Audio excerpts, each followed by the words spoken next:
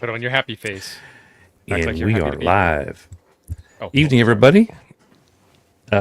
Glad everybody could join us tonight. We've got a special guest with us tonight. That's we were going to call him Ed, but it's Dr. Fong, Dr. Edison Fong, right? Is Right. his true name. I found a picture of you, but it wasn't you. I was looking for a picture for the thumbnail, and I go, here's a picture of him when he was a lot younger, and then I found out the picture was taken That like a wasn't year me. ago. And it's like, that wasn't you. So I was scrambling to find a picture. How are you doing, Ed? Oh, good, good. So I've got maybe half an hour with you guys, 45 minutes. Yeah, we're about 45 to an hour. You got that that's much fine. time? But whenever Yeah, you yeah. got to go, you got to go. It's Yeah, fine. if you gotta go. Yeah. We'll just That's carry fine. on. Yeah, yeah. So if you guys don't know who Dr. Fong is, or Ed Fong, he's the guy that makes the J-poles, the roll-up J-poles and the J-poles that are in the PVC. And you use the thin PVC for those, right? Right, 200 PSI. Which is hard. Yeah, that's harder to find around here for some reason. Lowe's carries it. It's standard stock. Most gardening places will carry it. Not all Home Depots will carry it. Some will, some won't. Right, and I have a Home Depot close to me.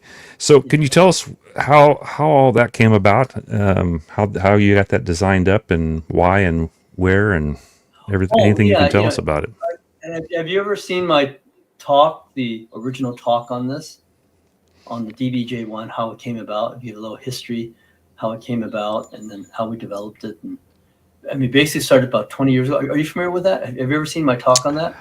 I don't. If I have, it's been a while, but the audience probably hasn't. So, Yeah, it's like a 50-minute talk on, back in the 1990s, 2000s, when everyone started coming up with these dual band radios. The dual band handhelds, dual band mobile. So you go down the ham radio outlet and you go in, hey, I need a new mobile rig, and the guy's going to convince you, hey, for extra $50, you get dual band. Why not, right? So then all of a sudden, all these handy talk. I remember I bought an Olinco 580 back then. And that's extra $50 compared to a single band radio. To say, why not? Now the problem is, how about the antenna? That's the problem, right? So that's where that came about. I started going to flea markets, and people say, we got these handhelds, but a good commercial dual band antennas. Back then it's about $100. Now it's about 200. So people started asking me about they were used to J-poles, making little ground plane antennas and things like that. But how about a good dual band? And I figured, well, it had to be simple, maybe modified from a VHF single band antenna, something you could do. So I started playing with it, and that dual band J-pole has become very popular. Versions of that have been sold both commercially and to amateurs. We've got about 40,000 of them out there for the last 20 years. Wow. That model, about 40,000 right now. It's quite wow. a lot. I've got one. And it works. Do you still like you're a professor? And Yeah, I still teach. I know you started. You were in Berkeley, right? And then Yeah. That's That's why I know your area. yeah. So that's how Nolan you guys were funding what your class did by making antennas, right? There for a That's while. right. That's I right. don't. You still do that? So yes, I transferred over to Santa Cruz. Oh, that was 2000, year 2000. And what was interesting, so I transferred. Berkeley's just it's too rigorous for me, to tell you the truth. It's a little bit too much. I mean, I went there for school. Yeah. It's not, guys that know me, I'm officers of a lot of clubs. I'm an easygoing guy. I pass everyone, right? Berkeley's not that. It's not for that. So back then it was Andy Wong, the dean, said, "Why don't you come on down here?" And Santa Cruz is more my style, much more. Santa Cruz is a pretty nice area. Let me tell you. If you guys in California, it's on the beach, basically, right? Or near the beach. Going. Yeah. You still learn. Is it a top-rated school? I didn't want to top. I'm not a top-rated person, right? You got to see the guys, at Berkeley, because I went there for undergrad and grad school. Back then, I thought it was pretty tough. Let me tell you, pretty tough school. And I didn't know the guys, just colleagues of mine, Roger Hall, these very famous guys. Now, well, here we are at 70 years old. Well, these guys are like top scientists in the world, members of the National Academy of Engineering and all that. I'm not at that caliber. a few of my colleagues that I went to school, at MIT, full professors, quite a few at Stanford. In fact, the whole line at the Paul Allen building are a bunch of Berkeley guys I went to school with. I'm not at that caliber. Trust me, I am not at that caliber. But how many of those guys have sold 40,000 antennas? No, they have not. Yeah. Right? They have not. But they've done the equivalents. I mean, Tom Lee. If you guys are familiar with Professor Tom Lee, he's done a lot. I mean, for wireless, he started. He was one of the founders of Atheros. They have. I mean, that's a multi-billion-dollar company. So these guys are like really, really, really sharp. So I'm just too kicked back. I run the flea market. You're familiar with the West Valley flea market down here, Chuck? The flea market we run every month. I haven't been. Actually, was that the ones that was coming up, right? Yes, my buddy just called me yesterday, and then he hung up before I could answer, and he goes, "I decided I can't make it, so wasn't going to ask you to go." Oh, okay. So that's he did the tell market. It's electronics, right? For all electronics. So there's the TRW swap in LA, and we're the next biggest one every month. So I don't mind running that. Where do you make the antennas? Where do you guys make the antennas now? Do you and your students still make the antennas together? Yeah, you make them right there, don't you? Or in class? Yeah, you're looking at the room right here. The room in this camera. Yeah. This is our factory right back here. That's great. I was trying to get you to say that, so that's the factory. Everyone's made it. In fact, can you explain? My last student was at 3:30. Can you explain the process of what you guys go through when you? I think you tune them all, but they build them. Is that the deal? Right. So we have about 10 models because a lot of them are for commercial folks. Hey, I don't discriminate. ATD alarms. If you want antennas, if I look at your spec and we can make it, we'll make it. Whether it's commercial, ham, multi-band, single band, tri-band, I'll look at it. Can we make it? And so typically what I found the model to be is this. I put together every single one. I tune every single one. Why do I do that? I've tried other methods. They don't work. That's because I only get students for 2 years. First year classes, they do a thesis and they're out. Yeah. And I'm not going to trace them. Right? And who, if let's say they cut something too short or the solder connection wasn't good, 2 years later, it's a bad solder connection. If someone sends it back, that was not a very good solder connection. I'm not going to trace it. Oh, this was Tom so-and-so. Tom Jones made it to 42. Right. Where is he? I got to punish him. No, I'm not going to do that. So what I have found the best method, who stays consistent here in this company? Me. So what I do is what they can do, and you say, then what can the students do? They can do a lot. If they can set everything up for me, that's my table right back there, but the students work there too. If they can drill the holes, if they can cut quarter wave stubs, if they can do the twin lead and do the solder short circuits for the J-pole and all that, they can do a lot. So I figure everything that they can do, what my criteria is this. If I can do something, I'll give you an example. Here's a perfect example.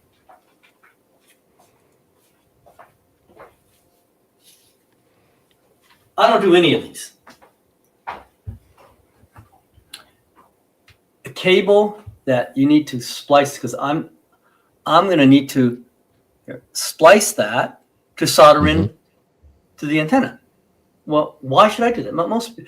I can teach the student how to splice that within half an hour, 10 minutes, and kind of evaluate them. Can you do it? And they can come up to speed with me, as fast as me within, a few sessions. I can do this, but so can any high school student.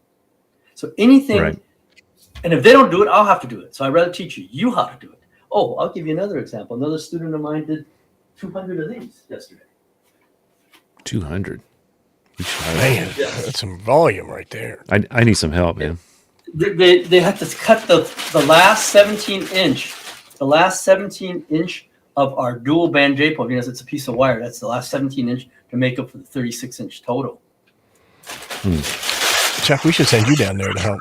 Here's a whole bag full. Yeah. 100 of them. If you were as cool as Ed Fong, you would have students to help make antennas. Yeah, Chuck. I'd have to be a professor though. I mean, first. he's a parent. Well, you would like a professor of grumpy old men or something, maybe. I mean, you could get students. I guess. Ed's We got have some Maybe I antennas that we sell. What do you do? We Yeah, we said. Well, what I do right now? I'm retired and I build coffee and ham radio antenna kits as a side job Okay. for free. Yes. So anyway, here's my rule. If I can teach you within a half an hour to do whatever, drill a hole or whatever, and you can be as fast as me, you got the job. So what's left is the things that I cannot teach you to do. You know, tuning with a good network analyzer, working a good network analyzer. See, I could do it all, Ed, because I've built your antenna before. I did a video on it once. No, what you did, the dual band or the tri-band? I did both. I did the dual band. I did the single band. I think. Oh, the single band. I think single band you can. Single's easy. Yeah, it's a That dual one's band easy. because there's no interaction and knowing where that stub is at, and then we find that the materials we order all our materials custom. You just can't buy them because the velocity factors change. You can't afford to be recalibrating every time you have 1,000-foot roll twin lead, right? You have Right. to go to the manufacturer. Can you make it like this? We like it like this, but can you make it consistently like this? Because we'll buy 10,000 feet at a time. So we do Right. Seminole wiring. They will do that. They know the exact formula we want with those windows for low loss, and we've really tested these things. It's got to be copper. I'll give you a good hint about making good antennas. The radiator does make a difference when it's copper. When you start talking about 100 megahertz or above, when it's low frequency, it could be aluminum wiring or tinted. It doesn't seem to make a difference. But if you start going 100 UHF especially, you can really see the difference. Good radiation. Let's build the same antenna. Get a good spectrum analyzer, down the street or whatever, and make the exact same antenna, but one with copper radiator and one with aluminum, stainless steel, or chrome. Excuse me. You can see the difference. Multiple dBs. And who's confirmed this? You guys know Tom Schiller at Force 12? I know Force 12, Force yeah. 12, Tom Schiller, very well known. He's done this. Do you guys know John Portune? And Yeah. 6 NBC? He's done this test. You got it. If you start doing, I would say 100 megahertz or above, copper. The radiator must be copper. And you say, well, it's going to oxidize. Well, then you got to make sure the copper's coated inside a PVC pipe or it's in twin lead or something. You don't have it exposed. But the copper really makes a difference. I mean, What gauge is your twin lead that you use? Is it 14? 16. No, you couldn't 16? do 14. 14 would be way too thick. Yeah. So it's not the stuff you used to buy at Radio Shack, for your TV. Right. It's all special made. And it's got windows. Like so the ham stuff. Yeah, the ham stuff, right. It's designed for that purpose. Again, we do it for ordered from Seminole Wiring. They seem to be pretty good, and that stuff's really hard to find. By the way, have you noticed that? It is getting hard to find. I know DX Engineering has some, then the Wireman has some, then after that, it's hard to find. And who it's made Period. by? Take a guess who it's Seminole. made by. Seminole. Wiring. And don't you think I've traced it all now? Belden. Well, yeah. I had meetings with a Belden, Steve Lampin, he retired and he's the vice president of Western Regional Sales at Belden. And he knew exactly what we're talking about. No, we won't make it. We just won't make it. And not because he would only, at best, he will make the standard stuff that they have the stamp and dies for. I said, I don't want the old stuff. I need the stuff at 16 or 18 gauge with windows. Because your volume just went 10,000 feet a year, just won't cut it. He's got to do. And you can't find the stranded stuff either, can you? Or can you? Nobody makes it in the world. I have sent samples to China, and China won't even make it. They won't even copy it, huh? I had to buy this Seminole- stuff because I couldn't find. Well, I could find it. So but that's I foam. found That's left over from Radio Shack. That's Yeah, leftover yeah, it's old just- stuff. Yeah. This had about an inch of dust on it when I got it. Yeah. So that Dr. 20 years Fong- ago, it was made. Dr. Fong, we have a question Yes. from the chat. Sure. Scott is asking, a local supplier only has the thin wall PVC. Is that acceptable, or does it need to be regular PVC? He said CPVC. Is versus- CPVC? I don't know what that is. What is that? Got Well, me. you want the thin wall. though. You do want the thin wall. You don't want Schedule 40. Yeah, I don't know what CPVC is. Thin wall, probably. Is it white? If it's white color, it's probably okay. Yeah, I don't know the. Yeah, if it's white, it should be okay. I got a friend that would probably know. Okay. Yeah, again, if you go to Lowe's, it's 23990. That's the stock number. It's for hot water. 23990. That's when you know you buy a lot of it, huh? When you know the stock number still. Number. It's the yellowish looking stuff is what they're calling it, or tan. Oh, it's like the PEX. Yeah, sounds good. That's the real flexible stuff, if I'm not mistaken. I've seen that yellow. It's like PEX pipe. It bends really easily. Yeah. Yeah, it's PEX, which comes in blue, yellow, and red. And the reason why it comes in those different colors is in fabs and chemical places. This way they know, it's color coded. Yeah, I don't think that's PEX, because I don't think PEX comes very much bigger than 1/4 inch or maybe 1/2 inch. No, I I don't see in a half. 70s house. Yeah, I don't know. PEX is used currently. PEX is. No, I'm talking about the CPVC Oh, yeah. is the stuff in 70s houses. Yeah, well, that was our water pipe here. That's that black polybutyl kind of junk too, I think, maybe. Yeah, I don't know. But, I don't know. Lowell's, just None of go to y'all are Lowell's. plumbers. Don't quit your day jobs. No, I ain't Hey. plumbing's witchcraft. Yeah, Lowell's is pretty inexpensive. It's $369 right now down here for 10 feet. 10-footer. Yeah, and the 23990 is the standard stock at Lowell. All Lowell should stock it. You know where they get you on PVC is the fittings. That's the expensive part of PVC. Yeah. Crazy expensive these days. You know those end caps? Those end caps now, 56 cents a piece. Or 56 cents, except I knew the supplier. One of the guys said, no, you got to call this place in LA and Long Beach, they import it from China. I get it for 25 cents each now. There you go. You can buy them. You can buy different colors of PVC now too. Furniture grade, red, orange, green, blue. My favorite is the 4-way junction that you use for Oh, running yeah. water in your house. Oh yeah, I use that a lot. Not cheap though. They get you on those. They get you. And Oh, you know yeah, what they I'm do. worried about is these. I don't know what my future is on these tariffs. Yeah. You sell a That lot seems out to be a I there. don't hot, import hot the wire. topic. Yeah, I don't import the wire, so that's cool. But the end caps come from overseas. The twin lead, I don't. Let's see what else comes over. Oh, the coax comes from overseas. Comes from HROs. This one's not made here, and we buy it with the connector, a BNC connector. So I wonder if they're going to be serious. 125%. You know what I just ordered? I just ordered 4. Are you guys familiar with the USDX QRP rig? Mm-hmm. Yep. That's really fun. For That's his favorite 125, it's great. But if it's going to go up to 275 with tariffs, then it's not so great, Right. right? Right. I mean, the So only reason I why heard we a buy rumor- it at our prizes and everything, it's at that price, it's great. But if you're going to put down 125% tariffs, then it's not so great. And there's nothing offered in the U.S. because the ones that are offered here. Actually, we buy the one that are actually here. I don't buy it directly from China. I buy it from a local person. It's because all the PC boards, all the insert manufacturing is done overseas. If you do it here, there's very few companies that will do it here. So I don't know. Hey, if these things hold up, our ham radio, most of our stuff is one version or the other is not made here. Ellicraft is not manufactured. I mean, not the PC board. It's put together here. Right. The boards assembled here. Yeah, because the auto insert. You ever see these factories? It's like a machine gun. The way it's the inserts on the board. Boom, boom, boom. All the components are in there. Within 10 seconds, the whole thing's loaded and it moves on to wherever. I mean, it may be assembled here, but the boards are done. So I don't know what's going to happen. Folks seem to think that the companies will be able to manufacture radios here in the United States with the tariffs. It's But not what I that tell easy. them is, what I tell them is that all the innards, right, all the parts that go into these things are all brought in from overseas. So the cost is going to get passed along to the consumer in some form or fashion.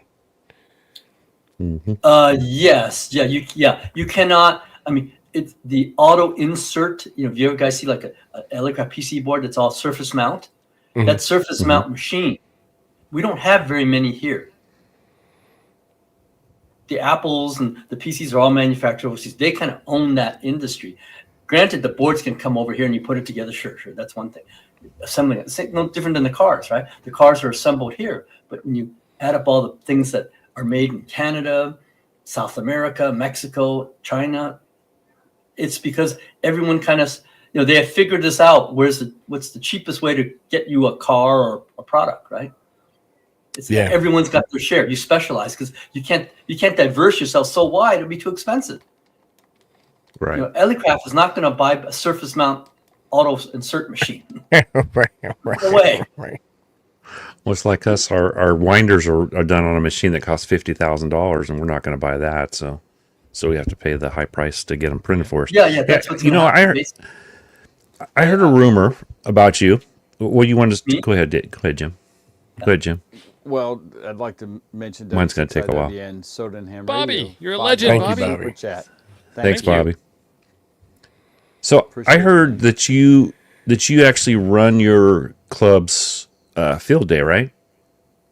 Oh yeah, You still do that? You still do it? Can you tell how you get people to your field day? Because it was a pretty cool story. It's going to be in QST. In fact, it's going to be in this month's QST right before Field Day. Great. It was actually in the Collins Journal. Yeah. Oh, how did you hear about this, Chuck? You should come on down. I watched some of your shows you've been on. Oh, you should. I did some research. I'm just doing some Come research. to our Field Day. So tell them what you do. Oh, yes. Okay. So I can't bring up pictures there. That's cool. We That's fine. rent out. This is what you do. Hey, I grew up. I know what you guys are talking about. It's cool. You plan a field day. We're going to have this great site up in the hills. And you ask, I used to ask them, what about water? No, we'll have a few vans up there. We'll have water. And then the campers that some people have, we'll have toilets. You pitch your tent. Maybe it's okay when you're, in my first field day was when I was 13 years old. That's pretty adventurous, right? But, I'm 70 years old. And they make me the field day chairman of the Cathay Amateur Radio Club, which combines with the Sunnyvale Amateur Radio Club. And we have younger folks, but if you want to attract new folks, let me tell you guys, for a field day, I can send you pictures of it. We get 80 plus folks, which is, I reserve our swim and tennis club. We have like a local neighborhood. So number one, if you want people to come and expose people to ham radio, they cannot drive an hour up to the hills. I don't care how you advertise it. You can be giving a free lunch and they won't come. They're not going to drive. Or find you. You might get some, but very few. Or find you, right? Got to be local. Maybe beer. Everyone knows Fairbrae Swim and Tennis Center. And here's how we'd say it. No excuses. Bring your grandkids. Bring your kids. If you've never seen the tennis club here, it's free. I've just reserved for 2 days. I pay for it, no problem. Come on by. There's a half-size Olympic pool, tennis courts, showers. We'll have the dining hall. We have an industrial kitchen. So we have the field day in there, and we set up antennas outside the day before. They've got an industrial kitchen. Last year we had the pasta market. This year we're going to have walk-on Chinese food. You offer them. This year it'll be Chinese food, chow mein, pork, whatever, Chinese vegetables, and then the only thing I ask is if you want to bring a dessert, it's an open dessert bar. Come on by, open dessert bar. We have a raffle. Grand prize. Well, what do you guys? USDX. What do you charge for this? I think you left that Nothing. part. What do you guys charge for this? It's free. So freebie, free dinner, free That's food. not it. Free Apes food, in. free swimming pool, free showers, free tennis courts. Optional. When you have a USDX radio, I'll show you some other prizes. We've got the dual trace oscilloscope. Okay, let me bring it. I think people will be interested. Hang on, let me get you. Oscilloscope, Jim. Yeah. Got 6 of them. I'm good. Only 6. You need 7. So he puts somebody this wants thing to on. Gift me a 1 gigahertz Tektronix, I won't turn it down. But Oh. So we have antennas in stock, everybody. We've got everything's in stock right now. So everything's in stock. We also chokes have are in coffee. stock. Chokes are in stock. We have few chokes, not a ton. We have about 20. Was that a subliminal request, Chuck? Yes, it was. Have you guys seen Coffee. one of our prizes, the Nano? We have the NanoVNA. You can choose that. USDX. This one you might not be as familiar with. This is the coolest Ron Kwan, Oh, Professor Ape is. Stanford showed me this. Have you ever seen one of these cool oscilloscopes? I don't know what it is, but I want it. Yeah. You Do you want have one. one, Ape? It is. What? I don't have that one. Which one is Oh, that? It is got a Jim's. dual trace oscilloscope. Let me turn it on. Color screen. I like the size. Chris Radio and Life, I know where you can get that thing. Okay, and it comes with professional probes. Comes with nice professional probes. It goes up to they spec it precision to 120 megahertz, so it's a 250 megahertz sampling. But it can literally it'll go up uncalibrated to about 160 megahertz. So I can literally press a 2 meter HT and you can see it in time domain. That's how high. That's awesome. Why, Joe? What brand Do you is have that? one? It's No, called. I don't. So this is how they label them. It's called a DSO3, which means 3 functions, and I'll show you this. D12, 12-bit resolution. DSO3, D12 is what it's called. But it's really cool. You look at this, and of course, all these scopes now, you need a spectrum analyzer. You put it in spectrum analyzer mode. Let me get it for you. Wait a minute. Spectrum analyzer mode 2? Yeah, it's an FFT. It's doing an FFT. Gotcha. So Yeah, a lot of scopes will do that, right? FFT. Yeah. spectrum analyzer mode. So yes, can't it's believe you don't have FFT in one, the Abe. time domain, so it looks like a scope. It isn't doing it in the frequency domain. $81 on AliExpress. But there's Better more. order now before them tariffs hit. It'll be Yeah, the tariffs will $181. double, right? But there's more. So it's got a bunch of modes. And there's more. That you can go digital multimeter, and it becomes a full digital multimeter on the screen, and it comes with really nice DC probes. You know, for the probe, not the. It comes with the scope probes. This is for the DC mode. There's more.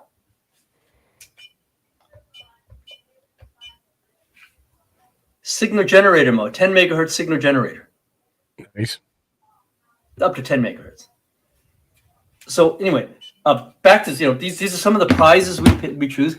USDX. You can pick one of the three. USDX. We've got the scope. We've got you guys are all familiar with the NanoVNA we'll give out. But then we have a bunch of other prizes. Some people donate. So how do we raise funds? How do we pay for this stuff? Because I convince the Fairbrae Swim and Tennis Center, this is an emergency communications, and you really want to be friends with these people, and it's okay, then you can have it for 2 days for free. Normally $400 a day. So they give it 2 days for free. The food we have to pay for, they give us a discount. They know who we are, these restaurants usually. And then we just sell raffle tickets. $5 each, 3 for 5, 3 for 10. And the whole thing costs us probably with food and the prizes, $800 budget. But you get 800 folks out there, or 80 folks out there. Each guy buys $10 worth of tickets. And I explained to them, yes, it's free, but this is how we support it. You buy raffle tickets, you can win something. We have a lot of prizes. A lot of people donate prizes. And, I've been doing this for 20 years. I can't say I've ever lost money, especially with older hams. They're all really kind. And I got a trick about life, right? Why is it that you can break even? No, because there's a trick to life, like my dad always says. Don't wait for people to do favors for you. Right. You do the favors first for them. Exactly. Then they owe you something. Then when you ask them, they're guilty, right? You go, hey, John, can you help us out with the desserts here? Or can you buy a little bit more raffle tickets? Oh, Ed, that's right. He helped me put up my HF antenna one weekend a few years ago. Oh, sure, I'll support him, right? The trick is you do the favors first. And then they owe you. I have a politer way of saying that. You have to give value in order to receive value. That's right. It's the same thing.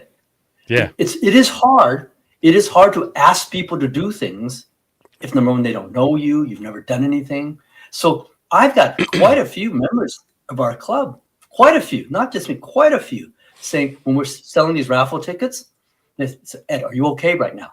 If not, they throw in $100. Why? The trick is because they owe me favors. It really works. For ham radio, I'll give talks to clubs, I'll set up antennas for them. Even quite often, the silent key, right? I'll sell the radios. I get on QRZ. I'm a member of that, and I know people and just help them out. And so when it's time, payback. You hate to say this, it's payback time. Chris, Sure. there's only 4 of those scopes left on Amazon. You better get it quick. There's a 7% coupon on there too, Chris. You hit Did you Amazon order up. it, Jim? No, I don't It's already need in any there. more. Oh, Yeah, the only but that thing, never when stops. you say 81, by the time you add the tax and shipping, and then assuming no tariffs, it's close. Well, to this one's 100. already in country. Is it It's in the already country? 137. Amazon It's an has it. Amazon. It's already in the country. Oh, and how much is it? 137. Oh, yeah, right. That's what it comes out, something like that. Right. Thank you, Well, Chris. just because it's on Amazon doesn't USDX. mean it's in the country. Just Right. True. Chris, appreciate it, man. Thanks, Chris. thank you, sir. Thank you, What's Chris. this, Chris? W8OX $5. What does that? What does that mean? I'm seeing that. He's It's a saying s- thank it's a you for super being chat. here.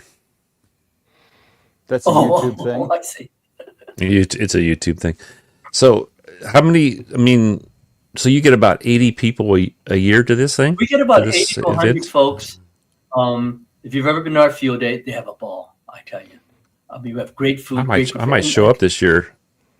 Show up this year. You'll see how we do it. You have see pictures of last year's in QST. I can actually send you the article that I submitted, so you see all the pictures.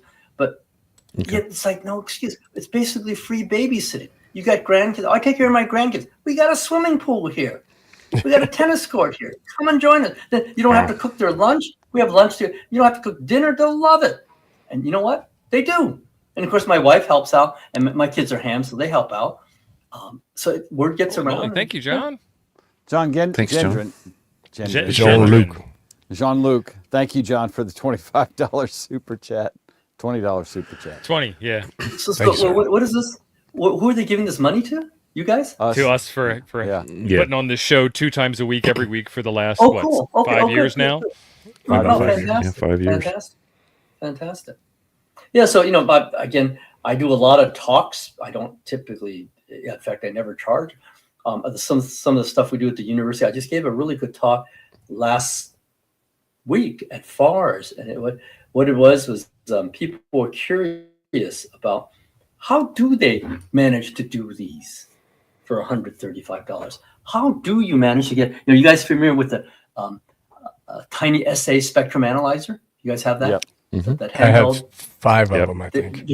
The new one is up to 5 gigahertz now. By the way, they have a new one version, 5 gigs. So Yeah, I think you wonder can how- go to 9 or 10 gigs on it with the ultra mode enabled. oh really? But- So I have an yeah. older one that goes up to 5 gigs. So Yeah, I so just this gave is- it. Oh, it's cool. This is I I gave think a this is talk a on that. 406. And, But yeah, and what's- these are fantastic devices. They are. They are. I mean, if you came to my lab here, I've got HP equipment, keys, like sure, but that's stuff we paid a bundle for, and really, it's not necessary today. And I gave a talk on why is it all of a sudden we have this so cheap. So I gave a good talk on the breakthroughs of the amplifiers, what we call broadband precision amplifiers. I gave that at Pacificon. If you were at Pacificon, Friday night talk. Basically non-mathematical. What was the major breakthrough?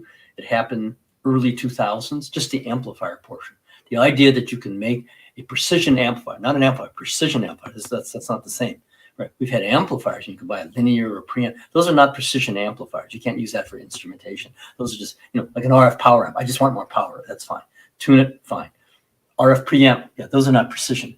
But the idea of a precision amplifier that you can put in front of a scope, for instance, 10x, but it's precision, where the scale is exactly 10x, broadband, that's very hard to do.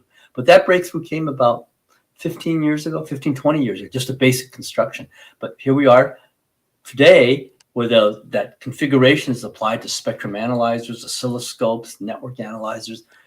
You open up that spectrum analyzer today, I can't say you won't see any tuned circuits, but you won't see very many. It's all broadband high precision and cheap. Obviously, really cheap. It's in silicon. It's pennies, right? 10 cents. Yep. So how's So, the yeah, I quality think- on that compared to having a tuned circuit version? I would say just as good. Yeah. The only problem you might have is overload a little bit. Sometimes tuned well, not in a scope. The way they do it in oscilloscopes, how do you used to do it in oscilloscopes? Well, the way you do it in oscilloscopes in old Tektronix or an HP If you needed gain, you had single stage gains, which are tuned to, you would be calibrated. Single stage, and then you go through another stage. Each one has to be calibrated. So of course it's going to cost a lot of money. In these new configurations, it's a closed loop. So if you guys are interested, understand how op amps work. The open loop gain is like 100,000. You close the loop, and the precision is dependent on the ratio of the resistors or capacitors. That's what we call a precision gain amplifier, and no tuned circuits. So if you can do that, like 741 op amp, if you guys have ever played with that, it rolls off basically at about a megahertz, right? The unity gain bandwidth is like a megahertz, 1.5 megahertz. You can't use that on like the spectrum analyzer that you want to go up to 5 gigahertz. It doesn't amplify up that high precision. So this breakthrough came about in the early 2000s of a configuration that you can make a precision amplifier.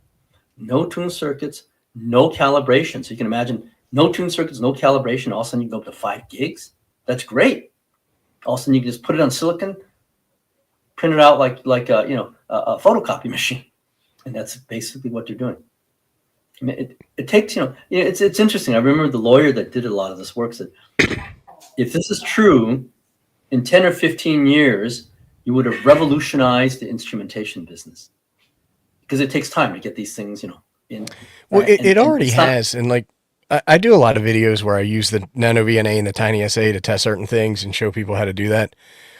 And I get tons of people who come on and give me a really hard time about they're using cheap Chinese equipment and it's not that good. And I've compared the results, and I don't have professional grade equipment, but I have some like what they call prosumer grade equipment with like a Rigel scope, fine, and right? like it's fine. It's 100% fine. So like my Siglent spectrum analyzer, which was $1,500, is right in the ballpark in terms of accuracy as the $150 Tiny SA Ultra. Yeah. So the Siglent was still not using that technology. It requires calibration and all. So it's still $1,000, $1,500. But there's nothing in a spectrum in a NanoVNA or in the spectrum analyzer. There's no tuned circuits in there, and when you can make it with no tuned circuits, cheap, right? Then you can just pump it out. Yeah, well, the NanoVNA is a game changer for amateur radio operators. Oh, absolutely. If they would just get over their fear and learn how to turn off certain traces, they would have a million times more capability than they do with the current tools. I spend in my high-speed I/O class in one of my graduate classes, we spend at least 3-4 weeks on how the things you can do with the NanoVNA, its power, because it's really a true network analyzer in your pocket. I want to take that class. Fly on out. You stay with me. I don't think you're allowed to leave the state, though. Isn't there like some kind of legal thing? But you can tune antennas, you can tune amplifiers, That ankle you bracelet. can press your noise figure, transmission lines. It's a network analyzer. And what did network analyzers cost 30 years ago? That's the one I talked. I paid for one. I did an 8753 HP at our lab in 2005. We paid $88,000. I was going to say, you paid well into the 5 figures for that. Wow. Oh, yes. We have, and Ed, old ones that are that vintage or older are still $5,000 and $8,000, $10,000 on eBay for some older ones. Right, right.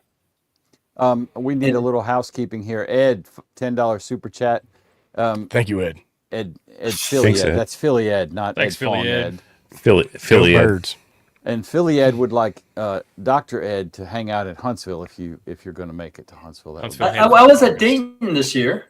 I was at Dayton at the Collins booth. Yeah, But we're going I this don't year. travel. We'll all be there. Future. Yeah, I don't have time. I've got too much university duties. So I had to go to Dayton because I just hadn't been there in a while. And the Collins people, because I worked at Collins, I did a lot of work at Collins. And the guy says, come on, Ed, you got to come out once. So I hung around the booth the 3 days I was there. And it was fun to meet the guy again, because I hadn't seen these guys. They're all getting pretty old. They're, Rod Block, some of these guys they're a good 10 years older than me. So they're, not going to be around that long. So I said, okay, I'm going to fly out there. But, it ran me, to spend 3 days at Dayton or Xenia, it ran me $3,000. I mean, they really rate you. I got to tell you a funny joke. Yeah. It's not cheap. The hotel I stayed at was at the Marriott's or whatever. They jacked it up to $380 a night. Did you stay at the It was one really by fun. on the college campus there? No, I stayed on right around the corner. It's right around the corner from one you were at. Xenia.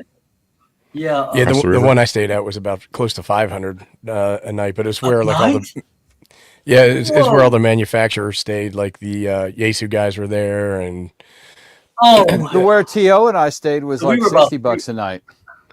yeah, but Where were you caught crabs. Didn't you get crabs when you were there? If I got them from T.O., maybe, I don't know. No, we Right. were just but I'll tell you a Well, funny just joke. one Marvin, veg. Marvin Jones or Marvin Dreesen, thank you for Marvin Jones. Thanks, Marvin Marvin. Dreesen, Marvin thank Jones. you for the $10 super chat. We appreciate it, buddy. Aces, Marvin. Thank you. Hey, I got to tell you something. So we're leaving Monday morning, getting to Dayton Airport. It's a good 40-minute ride, right, from Xenia to Dayton. So we're on this shuttle Monday morning. Obviously, most of us are all hams at that point. Goes, hey, let's go check at that hotel. Looks at their cell phone. What are they charging tonight? $118. Oh yeah, the day after. Yeah. I'm going, whoa. Oh, they know. So you took Oh. the shuttle over to the airport because I got to do that this year. Well, the hotel had a shuttle. And the you know, hotel at had one. $380, they better not charge you after you spend 3 days. Right. Right. Well, I love it Bob, when thank you you go for you being rent a member for 30 months. Yeah, thanks, Bob. Thanks, Bob. You rent a room now, and they charge you to park in their parking lot, which I think is crazy. Some of them do. I rented a room here. It's like, no, I'm not paying to So park you go, here too. you guys all go out to Huntsville? Yeah, Yeah, that's a good I have one. not been to Huntsville. How much is the you haven't? hotel? I've there? only. It's We stay up well- on the mountain. yeah, I stay at the park. They have a The campground cabin there. is like about $400 for 4 nights. Okay.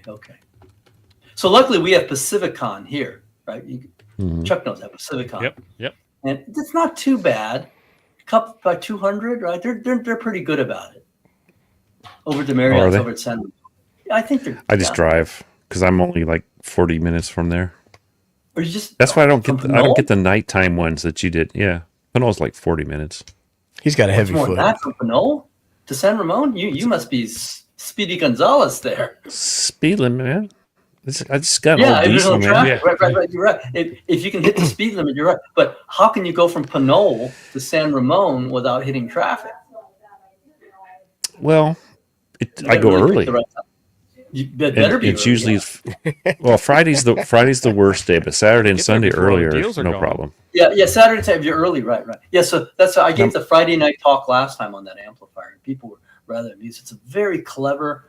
It's not something people say. Can you use this? No, it's very complex. You can integrate it. Mhm. It requires clocks, various power supplies, a band gap. But the whole idea is you can get it all in silicon as a standard library, and it will go up to about 4 or 5 gigs, and that's precision. That's really hard to do. In other words, if you wanted a gain block, 10 dB, to be and use it in an instrument, which means it's got to be accurate to be less than 0.1 dB, right? It's a precision amplifier.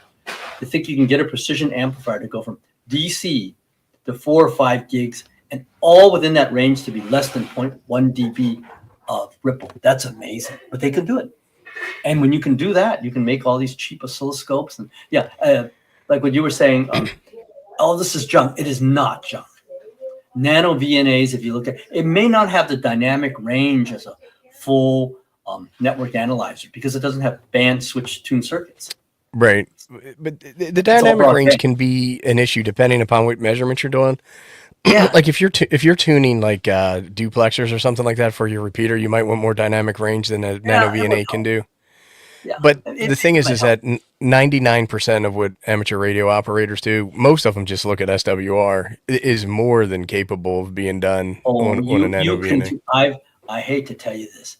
Yeah, I've got a 5062 at my house. I don't have my 8753 anymore because I was too old. I put it back at school. I can't tell you. I've tuned a lot of duplexers for people using the Nano. Right. It's a lot don't easier, know. right? They don't. It's not easier. I just bring it out, put the cables. Otherwise, my 5062, I got to bring it on table, calibrate it, and I just don't have the time. And I'm constantly using my Nano because that's what I tune the antennas with. Well, the original NanoVNAs, I can't remember the chip name, but they had a chip in them that used after 300 megahertz, it started to use harmonics for 300 to 600 megahertz readings, and then right, 600 to 9. Yeah, yeah. Yeah, and so you would lose a little bit of dynamic range with each harmonic band that you were going up with, but that problem has been corrected in the NanoVNA V2. Actually, I Yeah, got the one new right ones here. are really good. Again, the new one is the ones we bought, the students bought, it's good up to two gigs. Yeah, that one.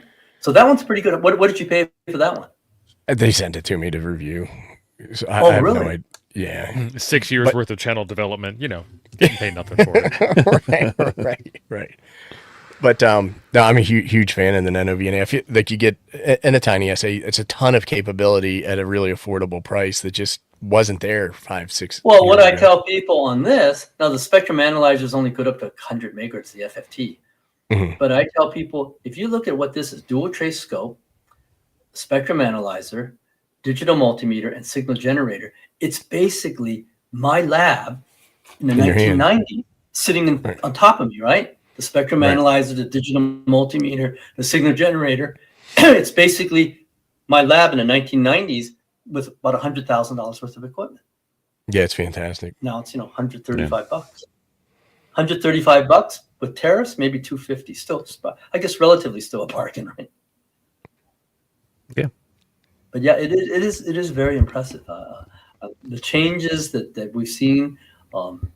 Now the problem is with changes, people, the places like Keysight, Tektronix are having a hard time now. It's only the super high end stuff.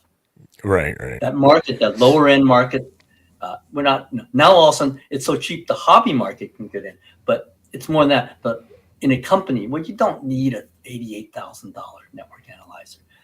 That market I want taken one, over. but Well, what we see is with a lot of the antenna manufacturers, they're actually showing the results of their antennas performance with the screenshots from NanoVNA Saver. Now, as opposed, Can't be that bad, right? right. Oh, the only thing I don't like about the NanoVNA Saver, it's slow. Have you noticed that with the updates? But nah, Yeah, it so is. what? I actually It- just do things on my screen. It's fine. But yeah, when it has to interface to the USB, the changes are a little slow. So what? Yeah, $100. I've got time. Yeah, the nanos are Lots of time. $95, $90 now. It's Yeah, under 100. I mean, for sure. it depends on which ones you get. The H4 is the one I usually recommend, and I always tell people to get it from yeah, Arnell. right. The H4 is the best one. Yeah. Yeah, this is the H4 right here, and Yeah. and Well worth the extra $20 that if you get stuck with 100%. the 2.5-inch one, it may be pocket size, but it's just still too small, right? But Yeah, that's well worth the extra $20-$30 from H4. I tell her, just get Well, the H4. it's like you were mentioning, like 20 years ago, one of these things would weigh 60 pounds, and then people would complain about the size. Right. It's the size of a calculator, I mean, it's no problem to put that in amazing. your shirt pocket. Again, you just wonder what's going to go on 20 years from now. Right. Who knows? But It'll be a I am 3D pretty- hologram on a spinning helix. Yeah. You just I push it wouldn't on have, the wall. if someone would have told me this 10 years ago, Ed, 10 years from now, you'll have one of these in your hands. I go, it's going to cost me thousands. No, how about 135? Right. I am pretty amazed. And the other thing you got to be afraid of is the Chinese are producing 4 times more engineers in any given year than we are. And you can say, well, they're not as smart as us. Yeah, but we're not 4 No, they're times smarter. Well, when you look at our Right. our scores for like reading and math comprehension and stuff like that, they're declining at an accelerating rate. I would have a really hard time believing that China wasn't producing better quality engineers at this point than. I If didn't you look think at the one time average, right? Like the thing is that the volume of engineering capability that they have compared to what we have, we might have some engineers at a higher level, but we don't have as many engineers, and that's I think when you that's got where. 4 times as many, that's pretty hard to compete, right? Right, yeah, right. That's just really tough. I mean, what was this thing about? For every one chip we produce right now, we got to get back into the shipping industry. They produce 15. Yeah, it's crazy. That is Well, and a lot of people will say bet that, you well, better the catch stuff up. from China is low quality. The stuff that they're It's buying not the is low Apple's made quality. there. The iPhone's made there. 100%, 100%. Like, tons of stuff is made there of like super high quality. It's just that when you choose to buy the $60 vacuum cleaner off of Amazon or Temu, you're not getting the best quality that China has to offer. Right. Yeah, but again, your Apple iPhone, every iPhone's made in China. Yeah. Every iPad's made in Yeah, China. but None of that's designed in made the here. Silicon Valley, though, right? Designed in the Silicon Valley, though, right? No, it's We managed put it in together, Silicon Valley. But again, what it is they do the manufacturing, we do design, but they can do pretty good design too because they copy, right? It's always easier to catch Right. up with someone than it is to create your own. Therefore, unfortunately, Well, it's like it's the little really radio. capable. You know, It's like the little radio you were talking about, the little Chinese radio. USDX. Yeah, they're just USDX, copied off somebody else, right? It was It was- copied You gotta be off careful of what you the buy. QRX, which was copied off of the QCX and QDX. Right. But unfortunately, that was all open software. They didn't do anything illegal, I don't think. Oh no, Right. not That was all illegal. open. Yeah, open source. The They software took an on the true open source. SDX is not open source, but the QDX from Hans Summers QRP Labs is open sourced. Yeah. It's a weird And the scenario. hey, do you have a USDX? That's a great little radio. Yeah, I do. I like it. If you know how to use it. In fact, I'll go get mine. Hang on. Well, he's getting his radio. I did want to give an important announcement about a new product that we have coming to market. And I was working with the marketing team today, and it's Watts. This is our new spray from Coffee and Ham Radios that you spray directly on your antenna to boost your signal and increase your wattage output. All you need is Watts. Get the spray. Yep. Easiest way to increase your power. Or the cream. Or the cream. Just two So things. someone on the users group suggested Nice. buying this mic. This is the QRP Kit's $15 microphone that goes well with the USDX radio. So I think the guys that did the USDX packaged You this need a thing small really mic nicely. like this, Wait, though. You need a little small mic like this. This one's pretty tiny, but $15. It's not. That's a game show host Works style. well. I like it. Yeah. Needs another 2 feet on the handle. You can hold it down. But the radio has a 4 ampere hour lithium ion battery. If you get the settings right, if you get all the settings, because remember, it's a switching amplifier. I give a talk on this too, because it's Andrew Semilak's PhD thesis, how they do the switching RF amp. And I don't know the gentleman here, what's your name, that has a USDX, but I the go by batteries Steve. last Teo. forever. Yeah. Are you Steve? Yeah. Okay, Steve. Brett, you know the batteries last forever? You can go Yeah, it's all hard to run weekend. that down. It is hard to run that down at 4 amp. Did you get yours with the battery? I did not get mine with that battery, but I do have a couple of. I've got like a 3 amp hour battery that I use with mine because it's real small. So it works great. Yeah, but the thing is, if you get it with the battery, it fits inside. It's a 4 amp hour battery that fits inside. Yep. It's a hard one to find, but you get it with the battery, it all fits inside. Basically, I plug an antenna on my dipole and the mic. I'm on the air all weekend. I mean, the batteries last forever. It's And then you can get it's got little problems. The tuner, if you need to tune it up, and then Ape's got the micro PA 50 amp you can put with it. You get this nice little the tower of power, all 3 devices. The tower of power. Yeah. Hey, the So only that's the amplifier. The only slight problem, as you probably noticed, since you guys have a spectrum analyzers, the way this is generated, the way it generates single sideband is digitally. It's not a conventional way. It's done digitally. Have you seen this on the scope? It's only about 30 dB down the other sideband in the carrier. Oh wow! No, I've never tested that. Yeah, so when you put it through the amplifier, I don't think it meets FCC specs. It'll meet No, it it because it's doesn't. QRP. Right, it doesn't sound like it will. I think But who someone worries on the it? net said that. Don't put They're the thing through they're an fixing amplifier. that. Yeah, well, it's interesting. Have you studied the way that they modulate? It's very clever, the digital modulation. It's a sigma delta modulator sampled. So it's digitally sampled at 800 kilohertz. And then if you look, the ultimate says, so how does the waveform look like? how's the weightiness? This, let's say, single sideband digital, upper sideband, lower sideband. So when you put it on a scope, it looks like this. Obviously, let's say you're on 40 meters. It's if you look at the gate to the FET, BS170 FET, scope it on single sideband, send a tone through it, right? A reference tone. The way it looks is, after all the processing, it's still a square wave, of course, right? You're at 7 megahertz. Right. The way it looks, the edges move.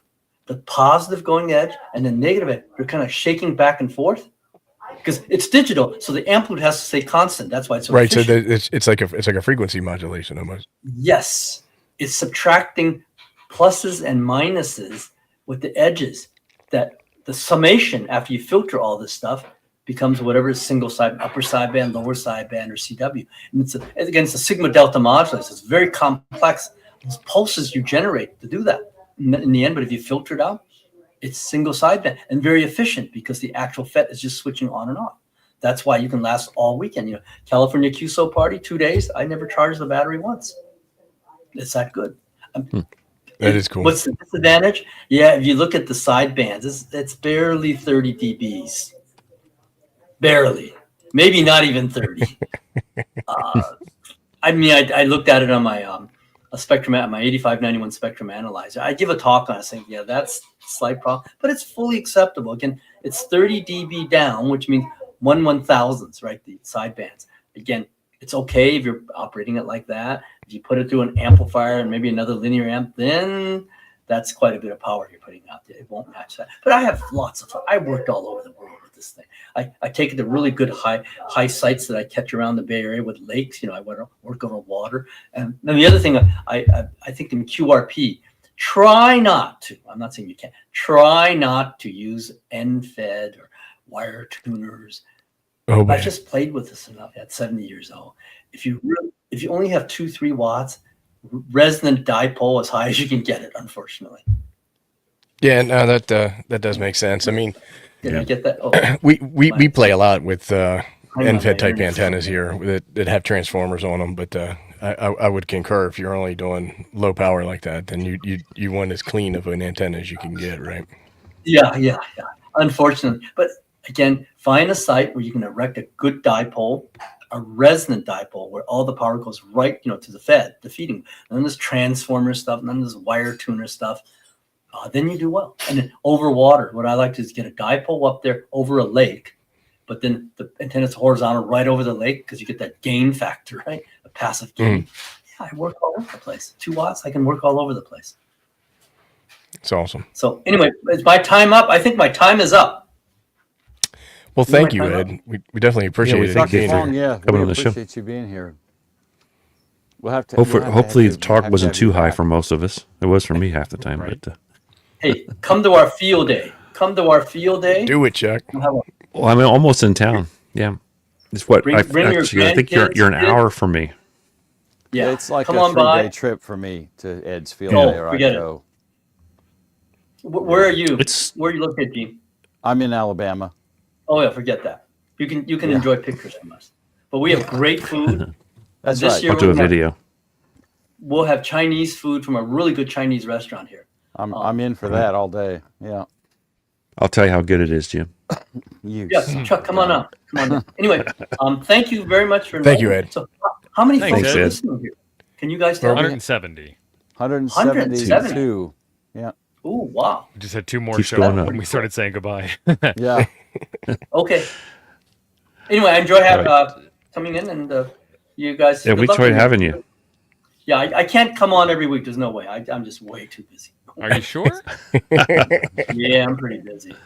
Pretty bad. Okay, you All guys right, take care. Ed. Thanks a lot. Now, how do I? Thank you. how do I- Take Thanks care. everybody for Thanks, joining Ed. us tonight. How do you sign Just off? close here? the browser out. Oh, just close it out. Yeah. Yep.